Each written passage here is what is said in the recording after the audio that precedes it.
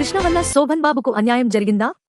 గూఢచారి 116 నుంచి మహాసంగ్రామం వరకు ఇద్దరు మిత్రుల ఆసక్తికర సినీ ప్రయాణం. తెలుగు సినిమా చరిత్రలో కృష్ణ, శోభన్ బాబు ఇద్దరూ మహానటులే. ఇద్దరూ తమదైన శైలిలో అగ్రస్థానానికి చేరుకున్నవారే. కానీ వీరిద్దరి కెరీర్లను పక్కపక్కన పెట్టి చూస్తే ఒక ఆసక్తికరమైన ప్రశ్న వస్తుంది. శోభన్ బాబు కృష్ణ కంటే ముందే సినిమాల్లోకి వచ్చారు. అయినా కృష్ణ చాలా వేగంగా స్టార్ అయ్యారు. గూఢచారి 116లో శోభన్ బాబు చిన్న పాత్రలో కనిపిస్తే అదే సినిమా కృష్ణను స్టార్గా మార్చేసింది. తరువాత ఇద్దరూ కలిసి చేసిన సినిమాల్లో కూడా కృష్ణ మాస్ పాత్రలకు ఎక్కువ చప్పట్లు వినిపించేవి. చివరికి మహాసంగ్రామం దగ్గర తన పాత్రకు అన్యాయం జరిగిందనే అసంతృప్తి శోభన్ బాబుకు వచ్చిందనే కథనాలు కూడా ఉన్నాయి.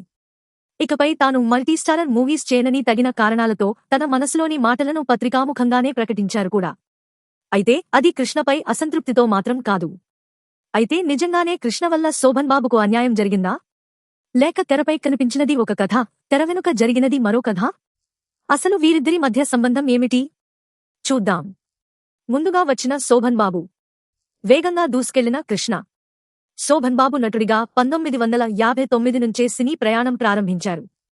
చిన్న పాత్రలు, పౌరాణికాలు, సహాయక పాత్రలు ఇలా ఒక్కో మెట్టు ఎక్కుతూ వచ్చారు. కృష్ణ మాత్రం ఆ తరువాత హీరోగా వచ్చారు. కాని ఆయన కెరీర్ ప్రారంభంలోనే మూడో సినిమాగా ఒక కొత్త జానర్ సినిమా దొరికింది. అది కృష్ణ జీవితాన్నే మార్చేసింది. అదే గూఢచారి 116.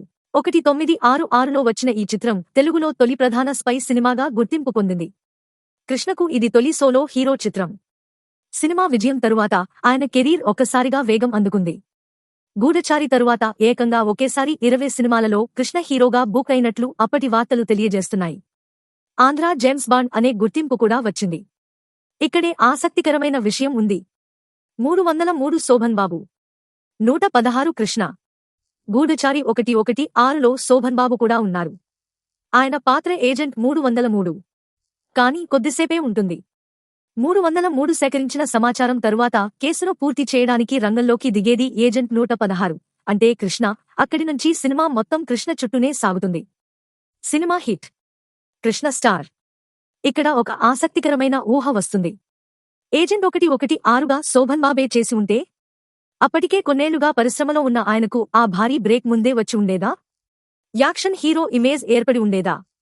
కృష్ణ స్టార్డం కొంత ఆలస్యమయ్యేదా? సమాధానం చెప్పలేం. కాని ఒక విషయం మాత్రం స్పష్టం. శోభన్ బాబుకు రావాల్సిన పాత్రను కృష్ణ తీసుకున్నారని చెప్పడానికి ఆధారం లేదు. కృష్ణను చూసి ఆయనలోని యాక్షన్ లక్షణాలను గుర్తించిన నిర్మాత దోండి ఈ చిత్రానికి ఎంపిక చేశారు. తేనమనసులు సినిమాలో డూప్ లేకుండా స్కూటర్పై నుండి కారులోకి ఓ హీరో దూకాడట. అతనిని పెట్టి జేమ్స్ బాండ్ సినిమా తీద్దామని దూండిగారి టీం అనుకున్నదట.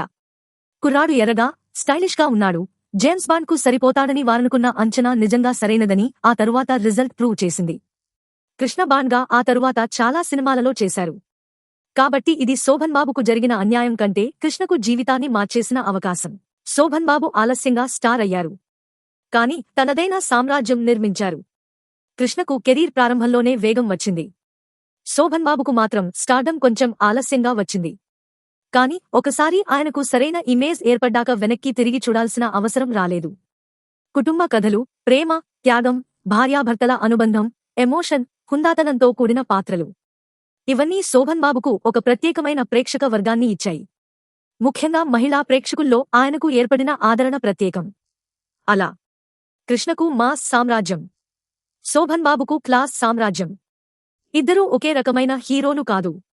అందుకే వారి మధ్య పోలిక కూడా అంత సులభం కాదు. తెరపై పోటీ, తెర వెనుక మంచి మిత్రులు. ఇక్కడే చాలామంది మర్చిపోయే విషయం ఉంది. కృష్ణ, శోభన్ బాబు వ్యక్తిగతంగా మంచి మిత్రులు. ఇద్దరి కుటుంబాల మధ్య కూడా సన్నిహిత సంబంధాలు ఉండేవని చెబుతారు. అంతేకాదు, కృష్ణ తల్లి నాగరత్నమ్మగారు శోభన్ బాబును తన 4వ కుమారుడిలా చూసుకునేవారని సినీ వర్గాల్లో చెప్పుకునే జ్ఞాపకం ఉంది. అంటే అభిమానుల మధ్య పోటీ ఉండొచ్చు, మార్కెట్లో పోటీ ఉండొచ్చు, తెరమీద ఎవరు డామినేట్ చేశారనే చర్చ ఉండొచ్చు. కానీ వ్యక్తిగతంగా మాత్రం వాళ్లు శత్రువులు కాదు. అది తరువాత జరిగిన ఎన్నో సంఘటనల్లో కనిపిస్తుంది.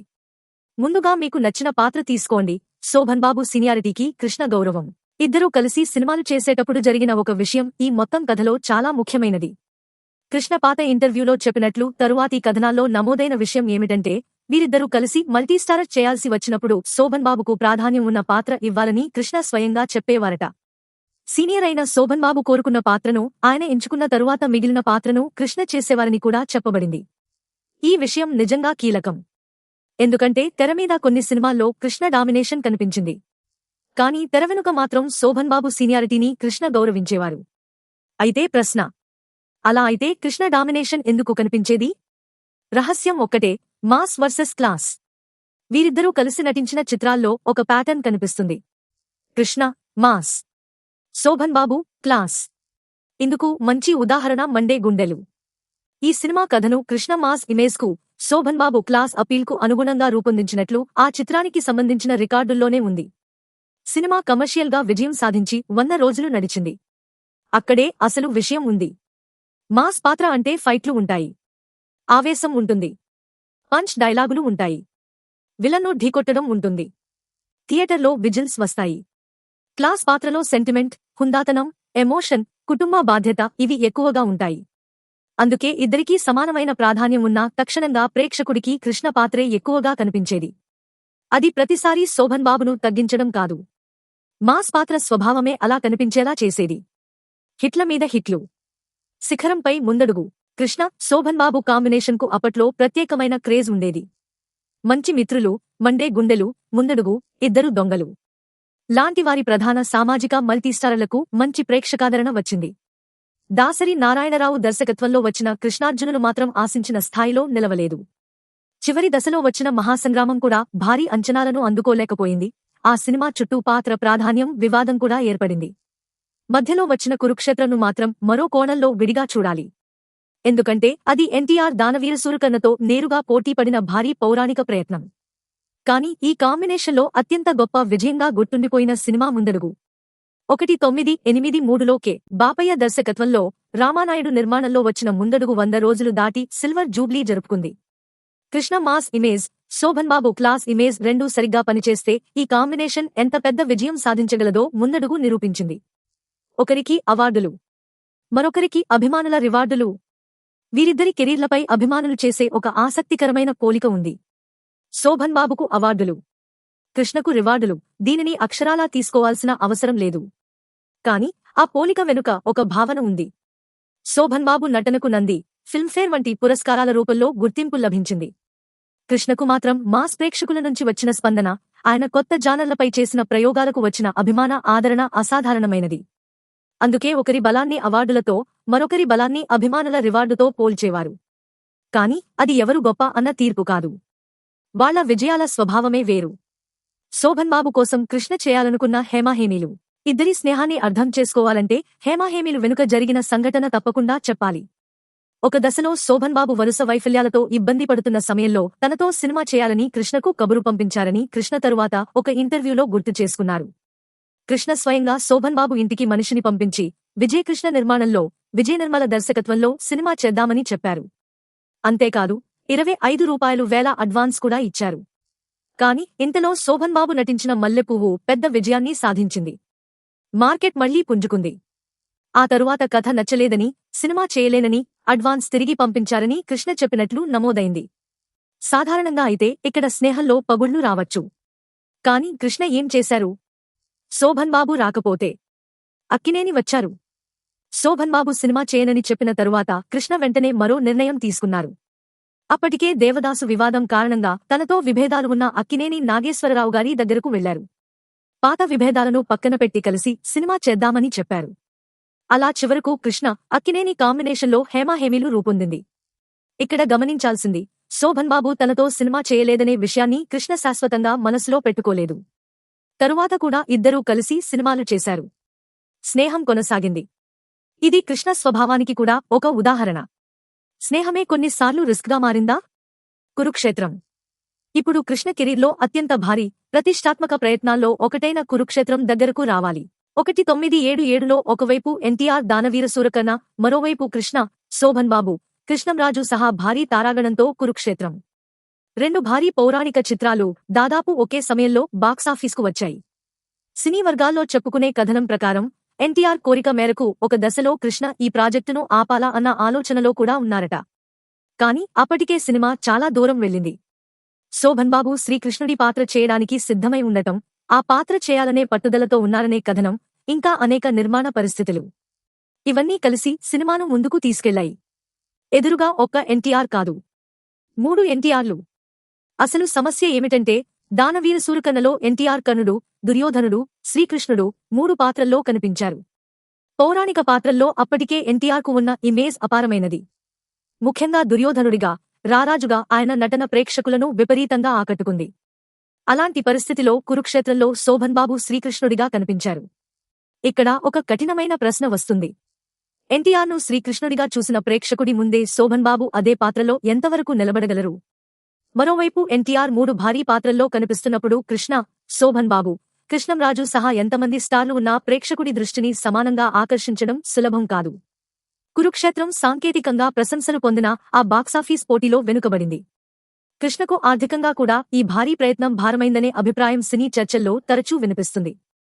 ఇక్కడ ప్రత్యర్థులు కాదు, ఇద్దరూ ఒకే వైపు. కురుక్షేత్రం సంఘటనలో ఒక ఆసక్తికరమైన విరోధాభాసం ఉంది. మన ప్రశ్న ఏమిటి? కృష్ణ వల్ల శోభన్ బాబుకు అన్యాయం జరిగిందా? కాని కురుక్షేత్రంలో ఏం జరిగింది? కృష్ణ, శోభన్ బాబు ఇద్దరూ ఒకే వైపు నిలబడి ఎన్టీఆర్ భారీ సినిమాను ఎదుర్కొన్నారు. అంటే వాళ్ల కథను కేవలం ప్రత్యర్థుల కథగా చెప్పడం కుదరదు. కొన్ని సందర్భాల్లో వాళ్లు పోటీదారులు, కొన్ని సందర్భాల్లో ఒకే జట్టులోని ఆటగాళ్లు. ఒకరు డేరింగ్, మరొకరు జాగ్రత్త. వారి స్నేహంలో మరో ఆసక్తికరమైన కోణం ఇద్దరి వ్యక్తిత్వాల్లో ఉన్న పూర్తి వ్యత్యాసం. కృష్ణకు సినిమా అంటే ప్రపంచం. కొత్త టెక్నాలజీ రావాలి, భారీ సినిమా తీయాలి, కొత్త జానర్ ప్రయత్నించాలి, రిస్క్ తీసుకోవాలి అనే స్వభావం. కొన్ని రిస్కులు చరిత్ర సృష్టించాయి, కొన్ని రిస్కులు భారీ నష్టాలు మిగిల్చాయి. శోభన్ బాబు మాత్రం ఆర్థిక విషయాల్లో చాలా ప్రాక్టికల్గా ఉండేవారని సినీ పరిశ్రమలో పేరుంది. సంపాదన, భవిష్యత్తు, ఆస్తులు, రిస్క్ వీటిని లెక్క చేసుకుని ముందుకు వెళ్లే వ్యక్తి. అందుకే కృష్ణ భారీ రిస్కులు తీసుకునేటప్పుడు ఇంత రిస్క్ ఎందుకు అని స్నేహితుడిగా శోభన్ బాబు వారించేవారని చెబుతారు. కృష్ణ శోభన్ బాబు మాట విని ఉంటే. ఇక్కడ కృష్ణ వ్యక్తిత్వంలోని మరో అంశం కూడా ప్రస్తావించాలి. మంచితనం, మొహమాటం, ఎదుటివారిని నొప్పించకూడదనే స్వభావం. స్నేహితుల కోసం, నిర్మాతల కోసం, తనవాళ్ల కోసం కొన్నిసార్లు ఆర్థికంగా తనకు ప్రయోజనం లేని నిర్ణయాలు కూడా తీసుకున్నారని ఆయన గురించి చెప్పుకునేవారు. అందుకే కొందరు కృష్ణ అభిమానుల్లో ఇప్పటికీ ఒక అభిప్రాయం వినిపిస్తుంది. కృష్ణ కొన్ని సందర్భాల్లోనైనా శోభన్ బాబు జాగ్రత్త మాట విని ఉంటే ఆయన ఆర్థిక ప్రయాణం మరోలా ఉండేదేమో, కొన్ని భారీ నష్టాలు తప్పేవేమో, పద్మాలయ పరిస్థితి కూడా మరింత బలంగా ఉండేదేమో. ఇది శోభన్ బాబు కృష్ణ కంటే తెలివైనవారు అనే పోలిక కాదు, వాళ్ల జీవిత దృక్పథాల మధ్య ఉన్న తేడా. ఒకరు సాహసానికి విలువ ఇచ్చారు, మరొకరు భద్రతకు విలువ ఇచ్చారు. అన్నీ బాగానే ఉన్నాయి. మరి మహాసంగ్రామం దగ్గర ఏం జరిగింది? ఇక్కడే కథ నిజంగా మలుపు తిరుగుతుంది. 1985 అప్పటికి కృష్ణ, శోభన్ బాబు ఇద్దరూ దశాబ్దాల అనుభవం ఉన్న అగ్రహీరోలు. కోదండరామిరెడ్డి దర్శకత్వంలో వీరిద్దరూ కలిసి చేసిన సినిమా మహాసంగ్రామం. భారీ అంచనాలు, పెద్ద తారాగణం, హిట్ కాంబినేషన్. కానీ సినిమా మాత్రం ఘోరంగా నిరాశపరిచింది. అంతేకాదు, ఈ సినిమా ఇద్దరి కాంబినేషన్కే ముగింపు పలికింది. శోభన్ బాబుకు నిజంగానే అన్యాయం జరిగిందా? మహాసంగ్రామం తుది రూపం చూసిన తరువాత తన పాత్రను తగ్గించి కృష్ణ పాత్రను హైలైట్ చేశారనే భావన శోభన్ బాబుకు కలిగిందని అప్పటినుంచి కథనాలు ఉన్నాయి. ఆ వివాదం ఎంత తీవ్రంగా వెళ్ళిందంటే ఈ సినిమా తరువాత వీరిద్దరూ మళ్లీ కలిసి నటించలేదు. కాబట్టి కృష్ణ వల్ల శోభన్ బాబుకు అన్యాయం జరిగిందా అనే ప్రశ్నకు నిజంగా బలం ఇచ్చేది గూఢచారి 116 కాదు, మిగతా మల్టీస్టారర్లు కూడా కాదు, మహాసంగ్రామమే. కాని అక్కడ కూడా మరో వివరణ ఉంది. పాత్ర తగ్గింది, కాని కృష్ణ తగ్గించారా? తరువాత పరుచూరి గోపాలకృష్ణ చెప్పిన వివరణలో శోభన్ బాబు పాత్ర కావాలని కృష్ణ కోసం తగ్గించలేదనే మరో కోణం వినిపించింది. శోభన్ బాబు పోషించిన సైనికాధికారి పాత్రకు సంబంధించిన కొన్ని సన్నివేశాల విషయంలో సమస్యలు రావడం, తుది రూపంలో కొన్ని భాగాలు లేకపోవడం వల్ల ఆ పాత్ర బలహీనంగా కనిపించిందనే వివరణ ఉంది. అంటే శోభన్ బాబు పాత్ర తగ్గిందనేది ఒక విషయం, కృష్ణ కావాలని తగ్గించాలనేది మరో విషయం. ఈ రెండింటినీ ఒకటిగా చూడకూడదు. ముఖ్యంగా అంతకుముందు కలిసి చేసిన సినిమాల్లో సీనియర్ అయిన శోభన్ బాబుకు ముందుగా పాత్ర ఎంపిక చేసే గౌరవం ఇచ్చిన వ్యక్తి కృష్ణ. అందుకే మహాసంగ్రామంలో కావాలనే ఆయనను తగ్గించారా అన్న ప్రశ్నకు ఖచ్చితమైన ఆధారం లేకుండా తీర్పు ఇవ్వడం సరైంది కాదు. మహాసంగ్రామంలో జ్వాలాముఖి పాత్ర పేలుతుందని కృష్ణ ముందుగా ఊహించారు. ఈ కథను సింగిల్ హీరోతో చేయమని దర్శక నిర్మాతలకు సలహా ఇచ్చారు. వారు వినలేదు. అయితే ఎప్పటిలాగే స్క్రిప్టును ముందుగా సీనియర్ అయిన శోభన్ బాబు దగ్గరకే పంపారు. ఆయన మేజర్ చంద్రకాంత్ పాత్ర ఎంచుకున్నారు. కృష్ణ ఆశ్చర్యపోయారు. అదేంటి పవర్ఫుల్ రోల్ అయిన జ్వాలాముఖిని శోభన్ బాబు ఎందుకు వదులుకున్నారని అనుకున్నారు. సాధారణంగా శోభన్ బాబు క్లాస్ పాత్రలకే మొగ్గు చూపేవారు. అవి ప్రేక్షకుల మనసుల్లో ఎక్కువ కాలం గుర్తుండిపోతాయని, తన బాడీ లాంగ్వేజ్ కు కూడా సూట్ అవుతాయని భావించేవారు. అయితే శోభన్ బాబు క్లాస్ హీరోగా పేరు తెచ్చుకున్నప్పటికీ ఆయన సోలో హీరోగా నటించిన మాస్ పాత్రల సినిమాలు కూడా సూపర్ డూపర్ హిట్ అయ్యాయి. కాబట్టి శోభన్ బాబు మాస్ పాత్రలకు సరిపోడని చెప్పలేం. ఆయనే కావాలని క్లాస్ పాత్రలు ఎంచుకునేవారు. అయితే అసలు తీర్పు ఏమిటి? ఇప్పుడు మొదటి ప్రశ్నకు తిరిగి వద్దాం. కృష్ణ వల్ల శోభన్ బాబుకు అన్యాయం జరిగిందా? కృష్ణ వ్యక్తిగతంగా కావాలని శోభన్ బాబు కెరీర్ను దెబ్బతీశారని చెప్పడానికి ఆధారం లేదు. వాస్తవానికి మనకు కనిపించేది దానికి విరుద్ధమైన ఎన్నో సందర్భాలు. శోభన్ బాబు సీనియారిటీకి గౌరవం ఇచ్చారు. కలిసి చేసే సినిమాల్లో పాత్ర ఎంపికలో ప్రాధాన్యం ఇచ్చేవారని చెప్పబడింది. శోభన్ బాబు కెరీర్ ఇబ్బందుల్లో ఉన్నప్పుడు తన సొంత నిర్మాణ సంస్థలో సినిమా చేయడానికి ముందుకొచ్చారు. అడ్వాన్స్ ఇచ్చారు. ఆ సినిమా చేయనని శోభన్ బాబు చెప్పినా దాన్ని జీవితాంతం మనసులో పెట్టుకోలేదు. తరువాత మళ్లీ కలిసి నటించారు. కురుక్షేత్రంలో ఒకే వైపు నిలబడ్డారు. అనేక విజయవంతమైన సినిమాలు చేశారు. కృష్ణ డామినేషన్ కనిపించింది. కానీ కారణం వేరే. అయితే తెరమీద కృష్ణ డామినేషన్ ఎందుకు కనిపించింది? దానికి ప్రధాన కారణం మాస్ వర్సెస్ క్లాస్. కృష్ణ పాత్రకు ఫైట్, ఆవేశం, punch, action, climax, elevation. Sobhan Babu పాత్రకు ఎమోషన్, కుటుంబం, హుందాతనం, సెంటిమెంట్. అందుకే థియేటర్లో శోభన్ బాబు పాత్రకు ప్రశంసలు వచ్చేవి. కృష్ణ పాత్రకు విజిల్స్ వచ్చేవి. అది స్క్రీన్ డామినేషన్గా కనిపించేది. కాని అది వ్యక్తిగత డామినేషన్ అని చెప్పలేం. వీరిద్దరి కథలో అసలు అందం ఇదే. కృష్ణ రిస్క్ తీసుకునే వ్యక్తి. శోభన్ బాబు రిస్క్ను కొలిచే వ్యక్తి. కృష్ణ సినిమా కోసం సంపాదించినదాన్ని మళ్లీ సినిమాలో పెట్టేవారు. శోభన్ బాబు సినిమా ద్వారా సంపాదించినదాన్ని భవిష్యత్తు కోసం ప్లాన్ చేసుకునేవారు. కృష్ణ ప్రయోగాలను ప్రేమించారు. శోభన్ బాబు స్థిరత్వాన్ని ప్రేమించారు. వ్యక్తిత్వాలు విరుద్ధం. కాని స్నేహం బలమైనది. చివరగా ఒక ఆసక్తికరమైన విరోధాభాసం. గూఢచారి 116లో కృష్ణ ముందుకెళ్లారు. శోభన్ బాబు తరువాత తనదైన సామ్రాజ్యం నిర్మించారు. మల్టీస్టారర్లలో కృష్ణ మాస్, శోభన్ బాబు క్లాస్. ముందడుగులో ఇద్దరూ కలిసి భారీ విజయాన్ని అందుకున్నారు. హేమాహేమీలు దగ్గర శోభన్ బాబు వెనక్కి తగ్గినా స్నేహం ఆగలేదు. కురుక్షేత్రంలో ఇద్దరూ కలిసి ఎన్టీఆర్ను ఎదుర్కొన్నారు. మహాసంగ్రామం దగ్గర మాత్రం అపార్థాలు, అసంతృప్తులు చోటు చేసుకున్నాయి. అందుకే కృష్ణ వల్ల శోభన్ బాబుకు అన్యాయం జరిగింది అని ఒక్క వాక్యంలో తీర్పు చెప్పడం వీరిద్దరి దశాబ్దాల అనుబంధానికి న్యాయం చేయదు. బహుశా అసలు ప్రశ్న మరోటి కావాలి. కృష్ణ శోభన్ బాబుకు అన్యాయం చేశారా అనే ప్రశ్న కంటే శోభన్ బాబు చెప్పిన జాగ్రత్త మాటలను కృష్ణ కొంచెం ఎక్కువగా విని ఉంటే? కృష్ణ తీసుకున్న భారీ రిస్కుల్లో కొన్ని తగ్గి ఉండేవా? ఆయన సంపాదించిన సంపద మరింత నిలిచి ఉండేదా? పద్మాలయ చరిత్ర కూడా మరోలా ఉండేదా? అదే ఈ ఇద్దరు మిత్రుల కథలో మిగిలిపోయిన అత్యంత ఆసక్తికరమైన ప్రశ్న. మీ అభిప్రాయం ఏమిటి? కృష్ణ, శోభన్ బాబుల స్నేహం, వారిద్దరి కలయికలోని మల్టీస్టారర్ మూవీస్, వారి నటన వంటి విషయాలపై మీ అభిప్రాయాలను కామెంట్ చేయండి.